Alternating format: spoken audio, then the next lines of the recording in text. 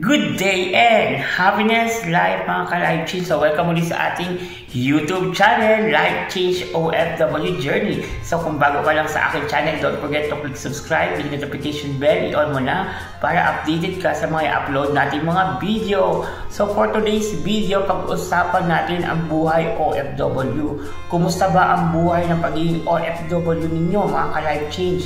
Nakaipon na ba tayo? Nakapundar na ba tayo? Or else, may mga nagawa ka na bang maganda sa buhay mo? So ngayong araw na to pag-uusapan natin ito, okay?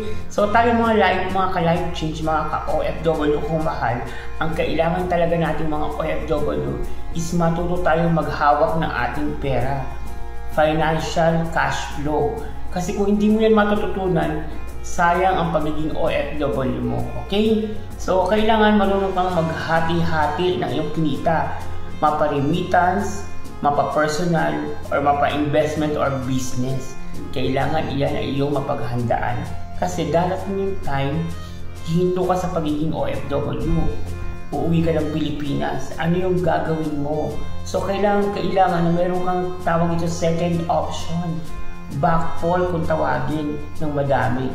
So kahit hindi ka na OFW, at least kahit paano, meron ka pa rin pagkakakitaan, pagkukunan ng pera sa iyong pangailangan.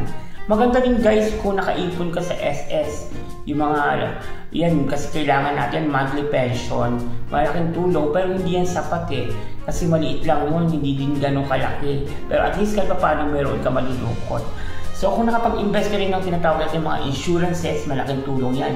Kasi pagtanda mo, tapos na yan, kasi nag-OFW ka, nahabol mo yung time.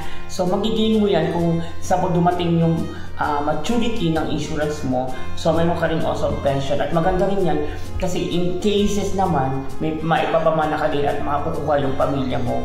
Kung sakali lang ha. Pero hindi pa naman time doon.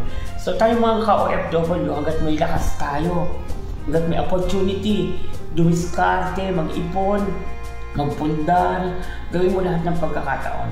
Kasi minsan lang yan. Maraming taong gusto mag-OFW, hindi mag-fit dahil sa kanilang kalusugan, hindi sila fit to work. So ikaw, pinagkalooban ka ng pagkakataon ng Panginoon.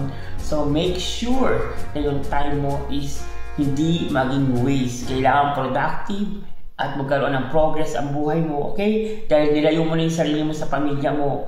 So, kailangan yung paglayo na yan may benefits. Okay? So, God bless and happiness life mga ka-Life Change.